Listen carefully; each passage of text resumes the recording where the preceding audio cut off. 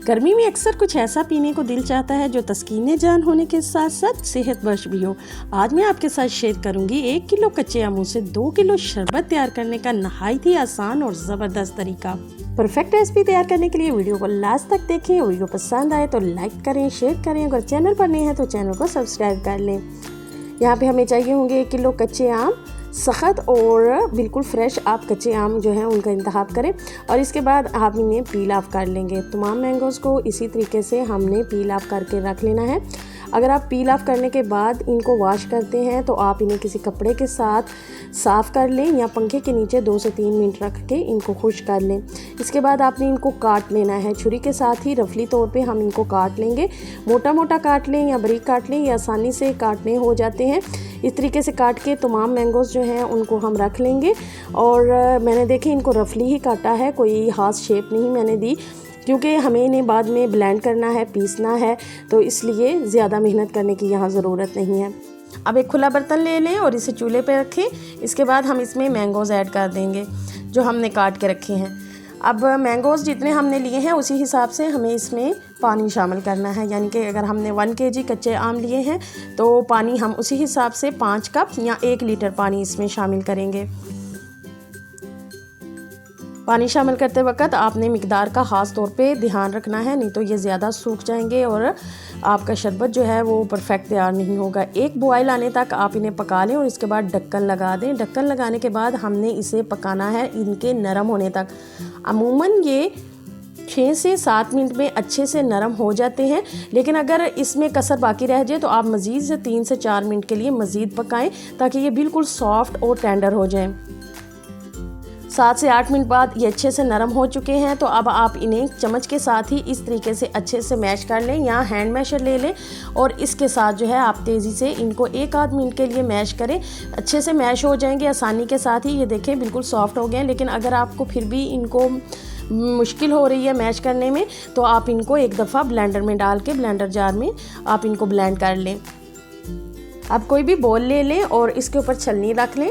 अब हमें इसे छानना है। थोड़ा थोड़ा पलप लेंगे जो हमने रेडी करके रखा है और इसको चम्मच की मदद से दबाते हुए आराम के साथ इसे छान लेंगे। 3 से 4 मिनट में ये भी प्रोसेस हो जाता है, ज़्यादा वक्त नहीं लगता। बहुत ही आसानी के साथ, क्योंकि ये नरम हो चुके हुए हैं मैंगो, तो बहुत ही आसानी के साथ ये छानने हो जाते हैं। मैंगो की तमाम पल्प को मैंने अच्छे से छान लिया है। ये लास्ट पे कुछ जो है वो बच गया था, तो मैं इसको ब्लेंडर जार में ऐड करके एक दफ़ा चक्कर दे लूँगी ताकि ये अच्छे से पिस जाए और ये भी हमारी जो छलनी है उसके साथ अच्छे से छानने हो जाए। ये देखें इस तरीके से इसको छानते हुए थोड़ा टाइम लग रहा है। अब देखें मैंने इसे ब्लेंड कर लिया था, तो ब्लेंड करने के साथ ही ये किस कदर सॉफ्ट हो गया और तमाम पल्प जो है वो आसानी के साथ जो है वो छलनी से निकल गई है। मैंगो की पल्प को छानना बहुत ज़रूरी है, इस स्टेप को आपने इग्नोर नहीं करना। बहुत ही आसानी के साथ ये छान जाते हैं, बस थोड़ा सा टाइम तो लगेगा। तो ये देखें इसमें लास्ट पे ये सिर्फ इसके थोड़े से इस तरीके से रेशे जो मैंगो के अंदर होते हैं वो बच गए हैं, तो इनको इस तरीके से अलहदा करना बहुत ज़रूरी है, क्योंकि ये आपके शरबत को ख़राब करेंगे और उसका जायका जो है वो अच्छा नहीं रहेगा। अब यहाँ पे तमाम मैंगो की तमाम पल्प को मैंने छान के एक बाउल में इकट्ठा कर लिया है। अब हम अगले स्टेप की तरफ चलते हैं। दोबारा से कढ़ाई को चूल्हे पे रखेंगे और हमने जो पल्प छान के रखी है उसको इसमें ऐड करेंगे। यहाँ पे आपने आंच जो है वो ज़्यादा तेज़ भी नहीं करनी और बिल्कुल धीमी भी नहीं रखनी। यहाँ पे मीडियम टू लो फ्लेम पे हम इसे पकाएंगे। तो दोबारा चूल्हे पे जब रखेंगे तो साथ ही हम इसमें चीनी भी शामिल कर देंगे। हमने 1 kg मैंगो लिए थे और 1 लीटर पानी शामिल किया था, तो अब हम इसमें शुगर ऐड करेंगे 1/2 kg यानी कि 2.5 कप। और इसको शामिल करने के बाद आपने चम्मच चलाना जो है वो नहीं छोड़ना। मीडियम टू लो फ्लेम पे हमें इसको पकाना है उबाल आने तक, लेकिन चम्मच इस दौरान आपने बार बार चलाते रहना है, क्योंकि हमने शुगर ऐड कर दी है तो वो किनारों से चिपक कर इसको अंदर गुठलियाँ बना देगी, तो जिसकी वजह से शरबत जो है उसके अंदर जो है वो लम्स बन जाएंगे। इसलिए चम्मच जो है आपने बार बार चलाते रहना है। 1-आध मिनट में ही इसमें बॉयल आने लग जाएगा, तो बॉयल आने तक आपने मुसलसल इसमें चम्मच चलाना है। अब इसको पकाते हुए तकरीबन 1 से 1.5 मिनट हो चुका है, तो आप देख सकते हैं चीनी अच्छे से डिज़ोल्व हो चुकी है इसमें। अब हम इसमें नमक शामिल करेंगे। काला नमक लिया है मैंने और 1 टीस्पून नमक इसमें शामिल करेंगे। चीनी को ज़्यादा पकाना नहीं है। जैसे ही चीनी मिक्स हो जाए तो आप देखेंगे इसका कलर भी चेंज हो जाएगा। हमें साथ ही इसमें नमक शामिल करना है और आप देखें इसमें बॉयल भी आ चुका है। जैसे ही हमारे शरबत में बॉयल आएगा तो हम इसमें फूड कलर ऐड करेंगे। ये ऑप्शनल है, अगर आप ऐड करना नहीं चाहते तो आप स्किप कर लें इसको, लेकिन इससे फ्लेवर और जायका जो है वो बहुत खूबसूरत हो जाता है, इसका कलर बहुत प्यारा हो जाता है, इसलिए मैं यहाँ पे इस पर शामिल कर रही हूँ।